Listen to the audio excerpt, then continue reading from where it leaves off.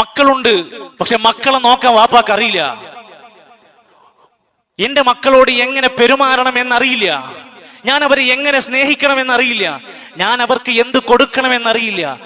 ചില രക്ഷിതാക്കളുണ്ട്, അവരുടെ പ്രത്യേകത അവർ തന്റെ മക്കൾക്ക് വേണ്ടി എന്തും കൊടുക്കും. എന്ത് കാരണം എന്താ? എനിക്ക് ചെറുപ്പത്തിൽ ഒന്നും കിട്ടിയില്ല, എന്റെ മോൻ ഒരിക്കലും അങ്ങനെയാകരുത്, അതുകൊണ്ട് ലൈസൻസ് ഇല്ലെങ്കിലും വലിയ വാഹനം മേടിച്ചു കൊടുക്കും.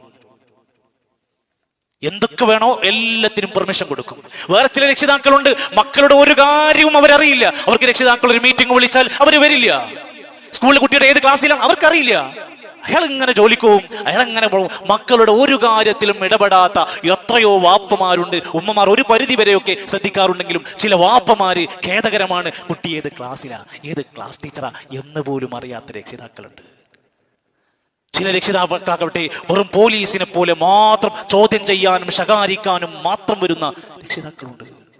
കൊടുക്കേണ്ട പ്രായത്തിൽ സ്നേഹം കൊടുക്കാതെ, കളിപ്പിക്കേണ്ട പ്രായത്തിൽ കളിപ്പിക്കാൻ ചെല്ലാതെ, തല്ലാൻ വേണ്ടി മാത്രം നടക്കുന്ന ആരെങ്കിലും ഉണ്ടെങ്കിൽ നീ ഒരു നല്ല രക്ഷിതാവല്ല.